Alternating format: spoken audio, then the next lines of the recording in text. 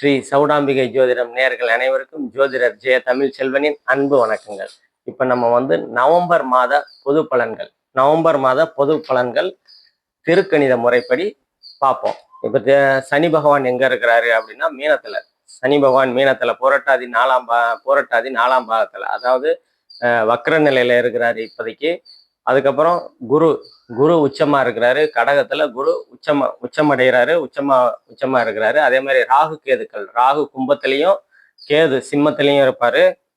அதே மாதிரி சூரியன் 15 நாள் துலாம்லையும், மீதி 15 நாள் விருச்சக ராசியில குருவோட பார்வையிலும் இருக்கிறது ஒரு தனி சிறப்பு.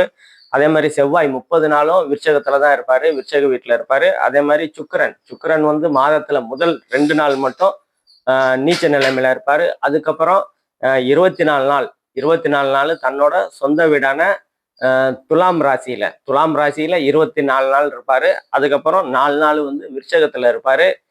புதன் 24 நாள் பிற்பகுதி 24 நாள் புதன் விருச்சகத்திலையும், ஒரு 6 நாள் ஆரம்பத்துல ஒரு 6 நாள் மட்டும் வக்ர நிலையில துலாம் வீட்டுல இருப்பாரு. இதுதான் இந்த மாதத்தோட கிரக பலன்கள் கோச்சார ரீதியா. துல்லியமான பலன்கள் வேணும் அப்படின்னா கீழே நம்ம நம்பருக்கும் கான்டாக்ட் பண்ணுங்க. இப்ப ஒவ்வொரு ராசிக்கும் உண்டான துல்லியமான பலன்களை பார்ப்போம். சிம்ம ராசி நேயர்கள் அனைவருக்கும் ஜோதிடர் ஜெய தமிழ் செல்வனின் அன்பு வணக்கங்கள். சிம்ம ராசி ராசி நாயகன் ஒரு 15 நாள் நீச்ச நிலைமையில இருப்பாரு துலாத்துல. அதுக்கு பின்னாடி 15 நாள் விருச்சக வீட்டு. செவ்வாய் அவரோட நட்பு ஸ்தானத்துல சூரியன் போவாரு. இன்னொன்னு குருவோட பார்வையிலேயே இருப்பாரு, குருவோட 5ஆம் பார்வையிலையும் இருப்பாரு. நட்பு நிலை பிளஸ் குருவோட 5ஆம் பார்வையில இருக்கும்போது உங்களுக்கு இந்த அஷ்டமத்து சனியில கொஞ்சம் சிறு சிறு சரிவுகள் பிரச்சனைகள்லாம் இருக்கிறது கொஞ்சம் உண்மைதான். சரியா? ஏன்னா அஷ்டமத்து சனி இப்ப நடந்துருக்கு, சிம்ம ராசிக்கு அஷ்டமத்து சனி நடந்திருக்குது. நல்ல வேலையா கொஞ்சம் குறையும்.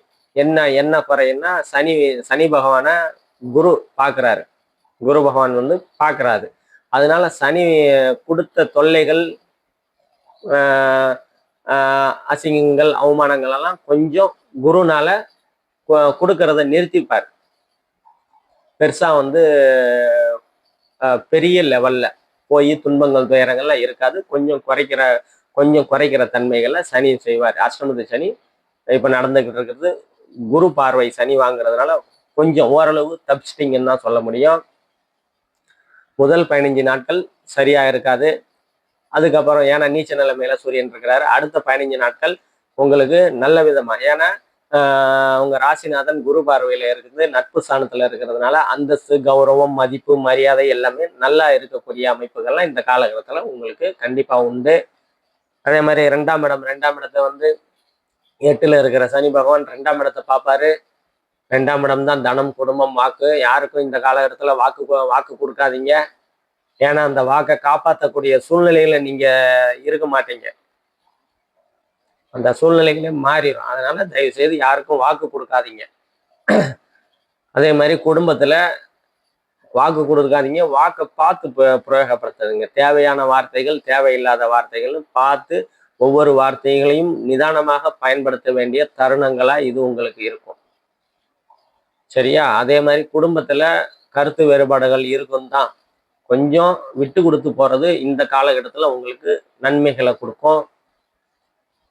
பொருளாதார முன்னேற்றத்துல கொஞ்சம் சரிவுகள், ஏன்னா 2ஆம் இடத்துல இருக்குன்னா பொருளாதாரம் முன்னேற்றம் இந்த காலகட்டத்தில் இருக்காது, அப்படியே குறையக்கூடிய அமைப்புகள்லாம் இருக்கும். அதனால காசு விஷயத்துல இன்னும் கவனமா இருங்க.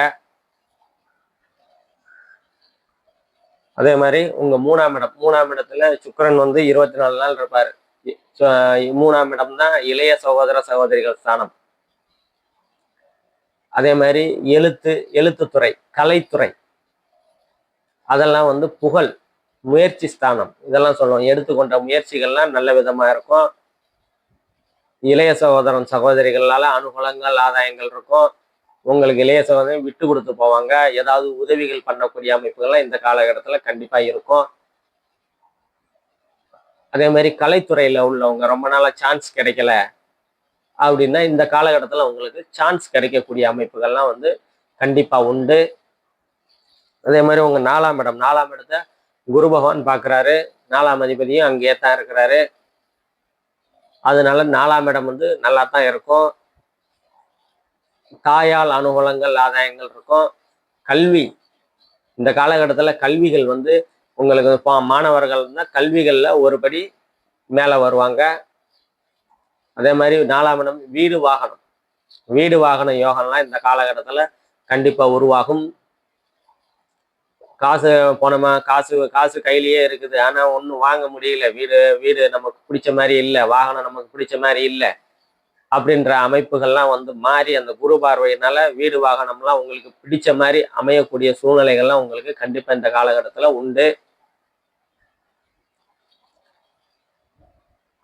அதே மாதிரி உங்க ராசிக்கு 5ஆம் இடத்தை சனி பகவான் பார்க்கறதுனால குழந்தைகள் மீது கொஞ்சம் கவனம் செலுத்துறது கொஞ்சம் நன்மையில கொடுக்கும். குழந்தைகளால கருத்து வேறுபாடுகள் இருக்கும், அதெல்லாம் கொஞ்சம் பார்த்து அனுசரித்து விட்டு கொடுத்து போகிறது உங்களுக்கு இந்த காலகட்டத்தில் நன்மையை கொடுக்கும். குழந்தைகள் மேலே இன்னும் ஒரு படி வந்து கவனம் செலுத்துங்க. அதே மாதிரி உங்கள் 6ஆம் இடம், 6ஆம் இடத்தை குரு பகவான் பார்க்குறாரு. 6ஆம் இடத்தை குரு பகவான் பார்த்தா கடன், நோய், எதிரி, வம்பு வழக்கு தான் அங்கே இருக்குது. அதை வந்து ஒரு படி சுபக்கடன் அப்படின்ற அமைப்பெல்லாம் இருக்கும். சுபக்கடன், ஒரு ஏதாவது ஒரு வாகனம் வாங்கணும், வீடு வாங்கணும் அப்படின்ற ஒரு சுபக்கடனை வந்து கண்டிப்பாக வந்து அமையக்கூடிய அமைப்புகள் வந்து குரு குரு பார்வையினால கண்டிப்பாக இருக்கும். அதே மாதிரி உங்கள் 7ஆம் இடம், 7ஆம் இடத்துல ராகு இருக்கிறாரு. உங்கள் ராசியிலே கேது இருக்கிறாரு. 7ஆம் இடத்துல ராகு இருக்கிறாரு. கேது கூட அந்த அளவுக்கு ஒரு 20% தான் வந்து தீமைகளை கொடுக்கக்கூடிய கிரகம். ஆனால் ராகு அப்படி இல்லை, 100% வந்து இருக்கு இடக வந்து 100% வந்து கெடுதல் தான். சனி போல தான். ஏன்னா கேதுங்கிறது ஒரு லேசான இருட்டுன்னு சொல்லுவோம்.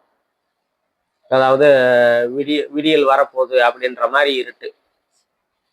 ஆனா ராகு வந்து கும் இருட்டுன்னு சொல்லுவோம். அதனால வந்து அந்த 7ஆம் இடம் கணவன் மனைவி ஸ்தானம், நண்பர்கள் ஸ்தானம். நண்பர்கள்கிட்ட காசை கொடுத்து ஏமாறதுக்கு வாய்ப்புகள்லாம் ஜாஸ்தியா இருக்கு. அதனால கொஞ்சம் கவனமா இருக்கிறது உங்களுக்கு நல்லது. அதே மாதிரி மனைவிக்கு உங்களுக்கும் கருத்து வேறுபாடுகள்லாம் இந்த காலகட்டத்தில் இருக்கும். அதனால கொஞ்சம் விட்டு கொடுத்து போறது உங்களுக்கு நன்மையை கொடுக்கும். அதே மாதிரி 8ஆம் இடத்துல இருக்கிற சனி தடைகள், தாமதங்கள் எல்லாம் கொடுப்பாரு. வம்பு வழக்கு, அசிங்கம், கேவலம் அதெல்லாம் வந்து இருக்கும். அதெல்லாம் கொஞ்சம் கவனமா கையாளுங்க. எப்பயுமே நிதானமா இருங்க. வார்த்தைகளை வந்து, ஏன்னா 8ஆம் இடத்துல இருக்கிற சனி 2ஆம் இடத்தை வாக்குஸ்தானத்தை பார்த்து வார்த்தைகளை வந்து கரெக்டா பிரயோகப்படுத்த விட மாட்டாரு. தேவையில்லாத வார்த்தைகள் எல்லாம் பிரயோகப்படுத்த விடுவாரு. அதெல்லாம் வந்து கவனமா கையாளுங்க. அதே மாதிரி உங்க 9ஆம் பாவத்தை சுக்கிரன் பார்ப்பாரு. 24 நாள் உங்க 9ஆம் பாவம் பாகியஸ்தானத்தை பார்ப்பாரு. பாகியஸ்தானத்தை பார்க்கறதுனால என்ன அப்படின்னா 9ஆம் தந்தை ஸ்தானம், பாகியஸ்தானம். பதவி, ஏதாவது பதவி உயர்வு கேட்டிருக்கீங்க. ஏன்னா சூரியனையும் குரு பார்க்குற இந்த காலத்துல அரசு சார்ந்து அனுகூலங்கள், ஆதாயங்கள் கிடைக்கும். அதே மாதிரி தந்தை வழி உறவுகளால் அனுகூலங்கள், ஆதாயங்கள் உங்களுக்கு இந்த காலகட்டத்தில் கிடைக்கும்.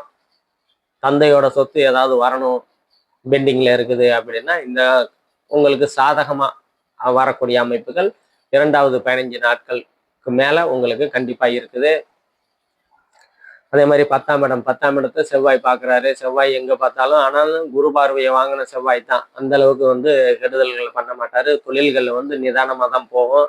நீங்க எதிர்பார்க்குற அளவுக்கு லாபங்கள் வந்து இருக்காது. அதனால கொஞ்சம் தொழில்களில் நீங்க முதலீடு போறத வந்து கொஞ்சம் கம்மி, தேவையானதுக்கு மட்டும் பார்த்துக்குங்க. ஒன்றுக்கு 2 முறை யோசனை பண்ணி நீங்க பண விஷயத்துல செய்யறது உங்களுக்கு நன்மையை கொடுக்கும். அதே மாதிரி 11ஆம் இடத்துக்கு இயல்பா இருக்குதுன்னா மூத்த சகோதரம் சகோதரிகளால் அனுகூலங்கள், ஆதாயங்கள் நல்லா இருக்கும். இளையதாரம்னு சொல்லுவோம். யாருக்குன்னே பிரச்சனைகள் இருக்குது, முதல் திருமணம் சரியில்லாம 2வது திருமணத்திற்காக ரெடி பண்ணிக்கிட்டு இருக்கவங்கள இந்த காலகட்டத்தில் 2வது திருமணம் வந்து அமையக்கூடிய வாய்ப்புகள்லாம் இந்த காலகட்டத்தில் உண்டுங்க. அதே மாதிரி மூத்த சகோதரமும் உங்களுக்கு விட்டு கொடுத்து போவாங்க, உங்களை அனுசரித்து போவாங்க. ஏற்கனவே வந்து பிரச்சனையா இருக்குது அப்படின்னா இந்த காலகட்டத்தில் வந்து அந்த பிரச்சனைகள்லாம் சரியாகி சேரக்கூடிய வாய்ப்புகள்லாம் அண்ணன் அக்கார்கள், மூத்த சகோதரம் வழியா சேரக்கூடிய அமைப்புகள்லாம் உங்களுக்கு இந்த காலகட்டத்தில் நல்ல விதமா இருக்குது. இன்னொன்னு 12ஆம் இடம். 12ஆம் இடத்துல அயன சயன போகஸ்தானம் சொல்லுவோம். அதுல வந்து குரு பகவான் இருக்கிறாரு. குரு எங்க இருந்தாலும் அந்த இடத்த வளமைப்படுத்துவாரு. விரயஸ்தானம்னு சொல்லுவோம். சுப விரயங்கள் இருக்கும். அதான் சொல்றேன்ல, வீடு வாங்குறதுக்கு வாகனம் வாங்குறதுக்கு சுப விரயங்கள் கண்டிப்பா இருக்கதான் செய்யும். அதே மாதிரி ஏற்றுமதி இறக்குமதி பிசினஸ் பண்றவங்களுக்கு எல்லாம் நல்ல விதமா இருக்கும் இந்த காலகட்டத்துல. அதே மாதிரி ஃபாரின் போகணும், வெளிநாட்டு பயணங்கள் போகணும் அப்படின்னா கண்டிப்பா இந்த காலகட்டத்துல போய் வரக்கூடிய சூழல்கள் வந்து கண்டிப்பா அமையும். ரொம்ப நாளா முயற்சி பண்ணிட்டு இருக்கேன், விசா கிடைக்கல, பாஸ்போர்ட் கிடைக்கல அப்படின்னு சொல்லியிருந்தேன். இந்த காலகட்டத்துல விசா பாஸ்போர்ட்லாம் டப் டப்புன்னு கிடைச்சி சல்லுன்னு போய் வரக்கூடிய அமைப்புகள்லாம் இந்த காலகட்டத்துல உங்களுக்கு நல்ல விதமா இருக்கும். நம்ம இப்ப பார்த்தது எல்லாமே பொது பலன்கள் தாங்க. ஜனனகால ஜாதக ரீதியா துல்லியமான பலன்களை வந்து சொல்லலாம். கீழே நம்ம நம்பர் இருக்கு, கான்டாக்ட் பண்ணிங்க. நன்றி, வணக்கம்.